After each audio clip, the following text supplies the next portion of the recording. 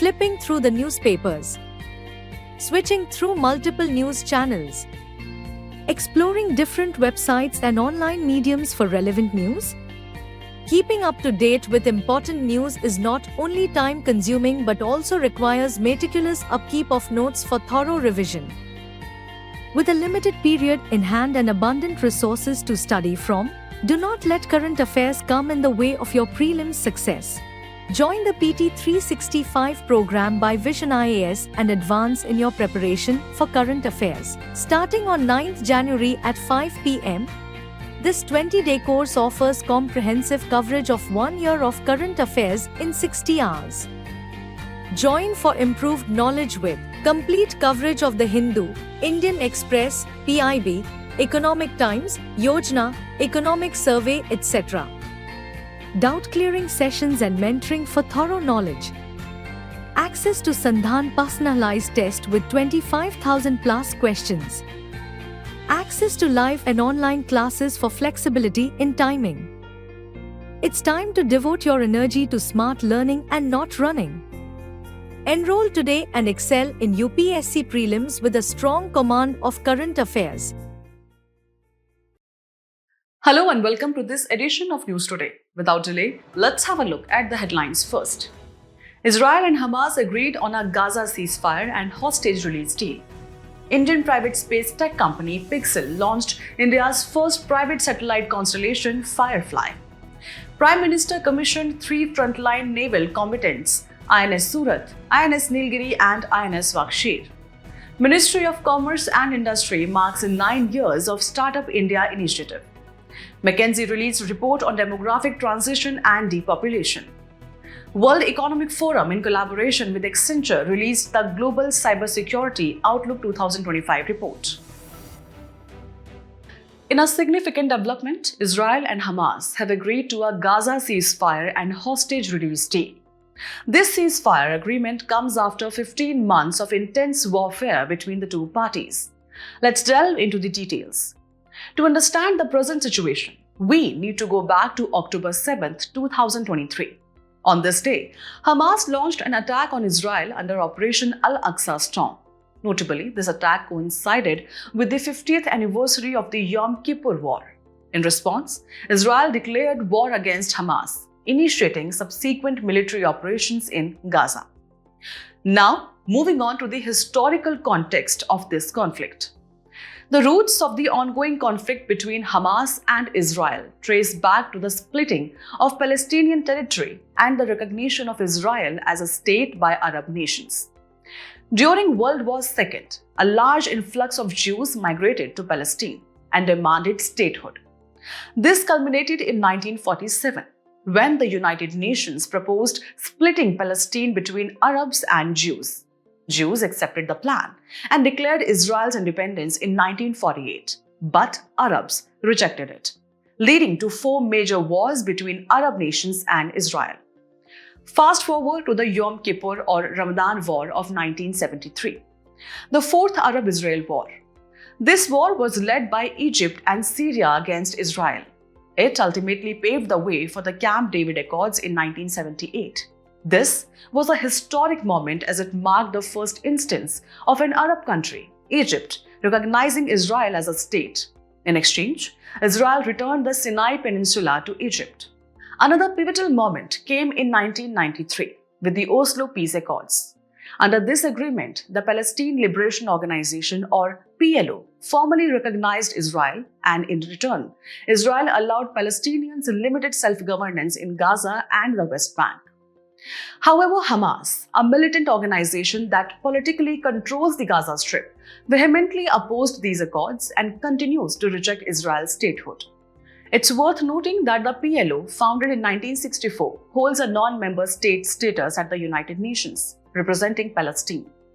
This historical backdrop sheds light on the complexities of the current ceasefire and hostage release deal. It's a significant step forward, but the road to lasting peace remains challenging. Moving ahead, Indian private space tech company Pixel has successfully launched India's first private satellite constellation, aptly named Firefly. The launch of the first 3 satellites of the Firefly constellation was carried out aboard SpaceX's Transporter-12 mission from Vandenberg Space Force Base in California. Now, let's talk about what makes Firefly a groundbreaking achievement. It is Pixel's flagship hyperspectral imaging satellite constellation. What's unique here? The constellation boasts 6 of the highest resolution commercial hyperspectral satellite to date.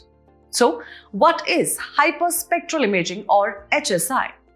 Unlike traditional satellites that assign primary colors like red, green, and blue to pixels, HSI analyzes a wide spectrum of light. This enables it to spectrally fingerprint the Earth. HSI provides more information on what is imaged. For instance, while a typical satellite might recognize a forest from space, HSI can go a step further, distinguishing between different tree types and even assessing the health of individual trees. HSI also finds diverse applications across multiple fields like waste sorting and recycling, mineral exploration, environmental monitoring, food quality and safety, and agriculture and vegetation. These capabilities make HSI invaluable for addressing global challenges like sustainable resource management and environmental preservation. Moving on to the concept of satellite constellations. What exactly are they? A satellite constellation is a network of identical artificial satellites with shared control and the same purpose.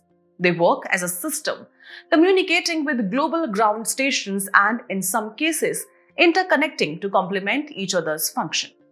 To put things in perspective, the largest satellite constellation today is Starlink, with 2,146 active satellites. Based on their orbital altitude, constellations are categorized into 3 types. Geostationary orbit or GEO, located 36,000 kilometers above Earth. These satellites synchronize with the planet's rotation. Medium Earth orbit or MEO, positioned at altitudes of 5,000 to 20,000 kilometers. MEO satellites are traditionally used for navigation. Low Earth orbit or LEO, found at altitudes between 500 to 1200 kilometers. These primarily support research, telecommunications, and Earth observations needs. In a historic event, the Prime Minister commissioned 3 frontline naval combatants, INS Surat, INS Nilgiri, and INS Vakshir. This marks India's first ever tri-commissioning of an indigenously developed destroyer, frigate, and submarine. A significant step indeed towards realizing India's vision of becoming a global leader in naval indigenization and maritime security. Let's take a closer look at these 3 naval combatants. INS Surat is the 4th and final ship of the P-15B guided missile destroyer project. INS Nilgiri, on the other hand, is the first ship of the P-17A stealth frigate project designed by the Indian Navy's Warship Design Bureau.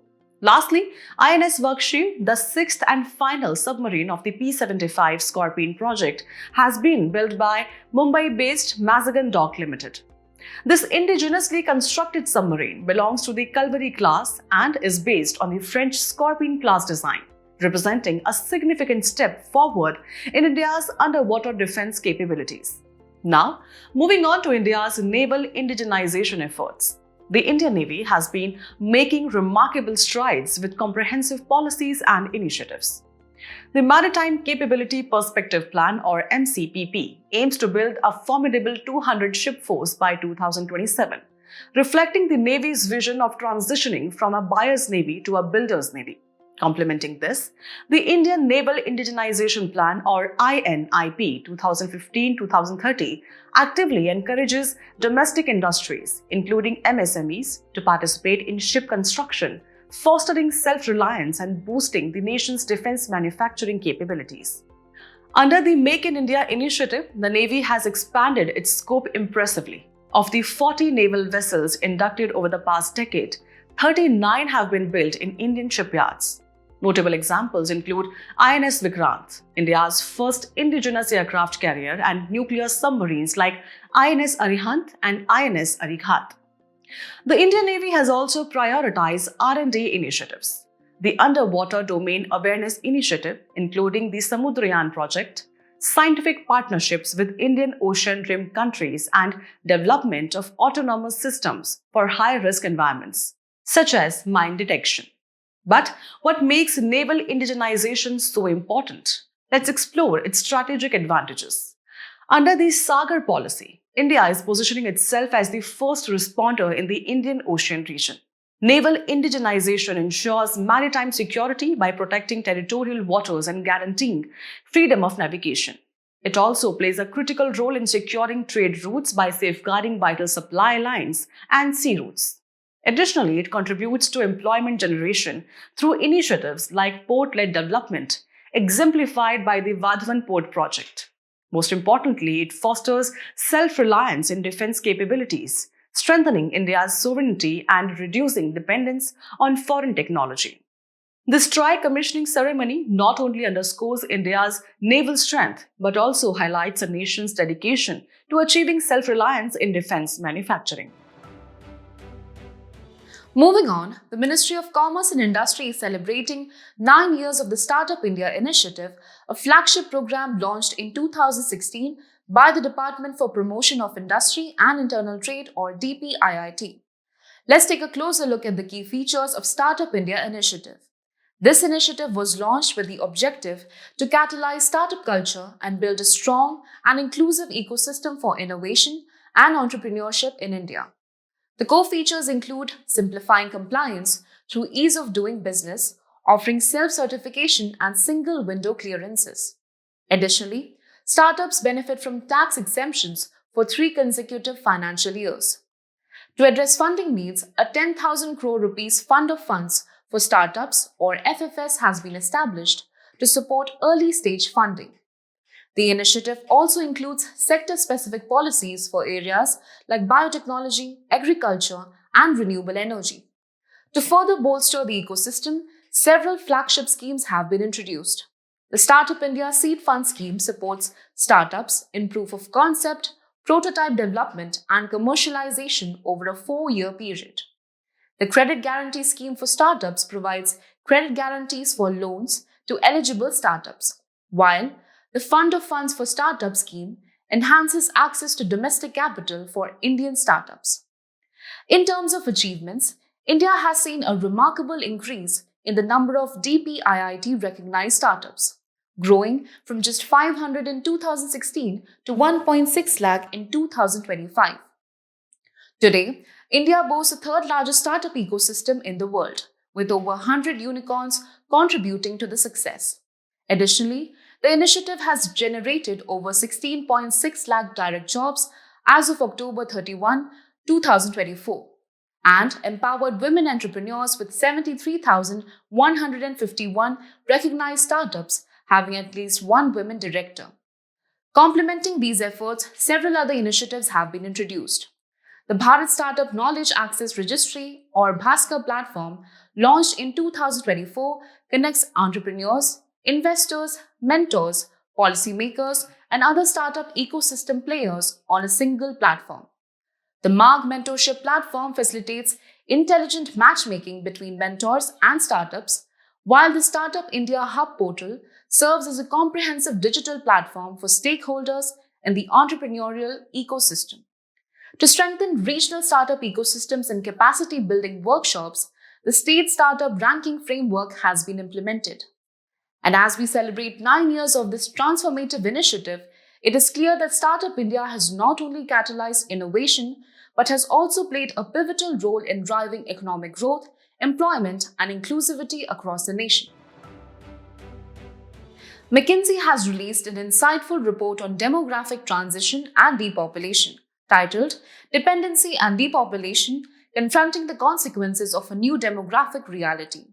This report provides a comparative analysis of demographic dynamics between developed or first-wave countries and developing or later-wave nations. Let's take a closer look at the key highlights of demographic transition. First, depopulation. Currently, 2/3 of the global population resides in countries with fertility rates below the replacement level of 2.1 children per family. Age structures are inverting from pyramids to obelisks, with the number of older people growing and younger populations shrinking. According to the UN, by 2100, some major economies could experience population declines ranging from 20% to 50%. The population structure of India is projected to undergo a significant transformation by 2100, evolving from a pyramid shape to an obelisk.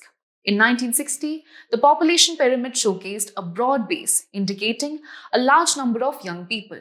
By 2023, the structure has started narrowing at the base, reflecting declining birth rates. Moving forward to 2050, the pyramid will continue to shrink at the base and expand in the middle, signifying a larger working age population. By 2100, the structure is expected to resemble an obelisk, with a nearly uniform distribution of population across age groups, highlighting a significant increase in the elderly population and a reduction in younger age groups. The report also emphasizes falling support ratios, falling from 6.5 today to 3.9 in 2050. Support ratio is the number of people aged 15 to 64 years, which is considered the working age relative to the number 65 years and older. In advanced economies in China, retirement systems might need to allocate 50% of labor income to bridge a 1.5 time increase in the gap between the aggregate consumption and income of seniors. Turning to India's diminishing demographic dividend, the country has a 33-year window until 2050 to fully capitalize on its demographic dividend before its support ratios align with those of developed nations. Historically, India's demographic dividend has contributed 0.7 percentage points per year annually to GDP per capita growth. However, as we move toward 2050, this contribution is expected to decline to just 0.2 percentage points per year. The findings underscore the profound implications of demographic transition and depopulation, urging nations to adapt their policies and systems to confront these emerging realities. Moving on, the World Economic Forum, in collaboration with Accenture, has unveiled the Global Cybersecurity Outlook 2025 report. This comprehensive study highlights the growing complexity of the cyber landscape and its profound implications for organizations and nations. One of the key revelations of the report is the massive economic impact of cybercrime, which disrupted global economies and caused losses amounting to $12.5 billion in 2023. Diving deeper, several factors have been identified as contributing to the increasing complexities in cybersecurity. Firstly, the report points to supply chain vulnerabilities. The increasing intricacy of supply chains, combined with limited oversight, has created significant risks. Third-party software flaws often serve as gateways for cyber attacks, allowing them to spread throughout the ecosystem. Moreover, geopolitical tensions are exacerbating the situation. Conflicts across the globe are driving the development of advanced cyber strategies, which in turn threaten critical infrastructure such as energy and telecommunication systems. In addition, AI-driven threats are becoming a major concern. The advent of generative AI has made it easier and more cost-effective to deploy scalable malware. It is also being used for sophisticated, multilingual social engineering attacks, which involves manipulating people to gain control over a computer system. Another challenge comes from the growing cyber skills gap. This gap, currently at 8%, leaves two-thirds of organizations unable to address their security needs effectively, further complicating the situation. Adding to this, the convergence of cybercrime and organized crime is amplifying the scale of the problem. The rise in cyber-enabled fraud has drawn violent organized crime groups into the cyber domain, increasing both the scale and the social impact of cybercrime. Furthermore, climate-linked cyber risks are emerging as a critical issue. Energy grids face heightened risks due to their reliance on evolving energy systems, which are susceptible to cyber threats. Finally, the report highlights the looming danger of quantum vulnerabilities. Quantum computing, with its ability to break public key encryption, is critical for securing digital systems. In conclusion, the report underscores that overcoming cyber challenges demands a shift in perspective, recognizing cyber resilience as a collective responsibility. Leaders must treat cybersecurity as a strategic investment to counter emerging threats. In today's Personality in News, we turn our attention to Thiruvalluvar. Every year, 15 January is celebrated as Thiruvalluvar Day to honor the legacy of the great Tamil philosopher, poet, and thinker Thiruvalluvar. Believed to have lived in Mylapore, Chennai, he is renowned for his timeless Tamil literary work Thirukural. This collection of couplets addresses themes like ethics, politics, economics, and love, classified under three major headings: Aram, which means righteousness, Porul, meaning wealth, and Ibam, meaning enjoyment. Thiruvalluvar's contributions are also commemorated through the iconic Thiruvalluvar statue created by the Indian sculptor V. Ganapati Sthapati, located in Kanyakumari, Tamil Nadu. Additionally, India's first Thiruvalluvar Cultural Center is set to be inaugurated in Singapore, further extending his influence. His teachings continue to inspire the values of righteousness, compassion, and justice. As we conclude today's main news, let's have a look at some quick updates. The US removed 3 Indian entities from its restrictive entity list. These entities are the Bhabha Atomic Research Center, the Indira Gandhi Atomic Research Center, and Indian Rare Earths Limited. This step could potentially revitalize the Indo-US Nuclear Cooperation Agreement of 2008. The US entity list includes the name of certain foreign persons, including businesses, research institutions, government organizations, and more.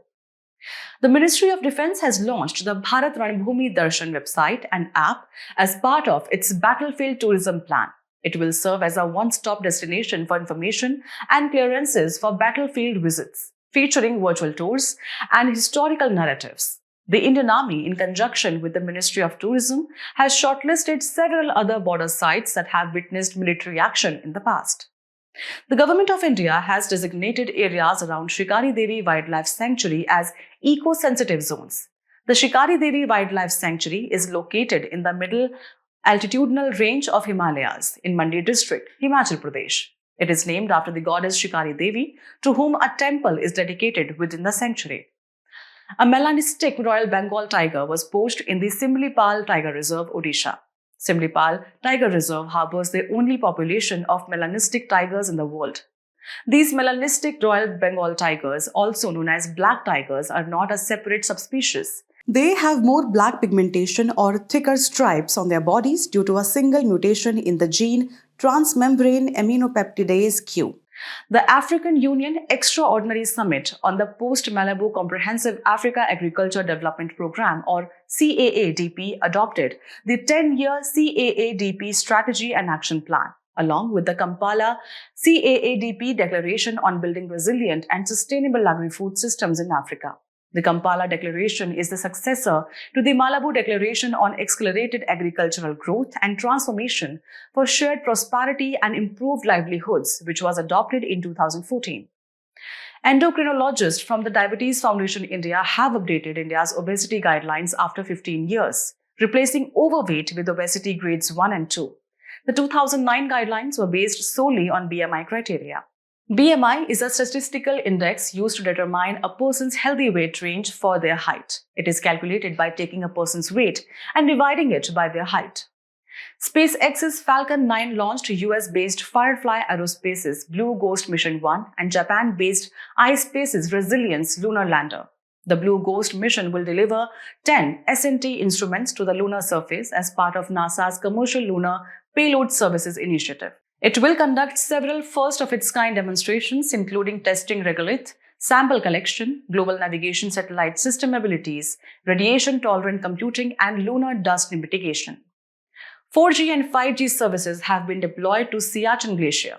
The Siachen Glacier is a Piedmont glacier located in the Karakoram Range between the Saltoro Ridge to the west and main Karakoram Range to the east. It originates near Indira Coal West and demarcates Central Asia from the Indian subcontinent.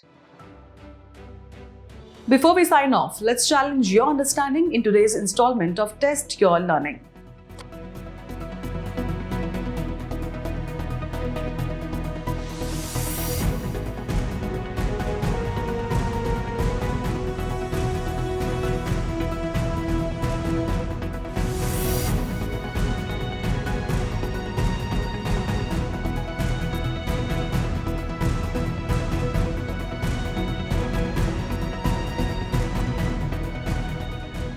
Thank you for joining us.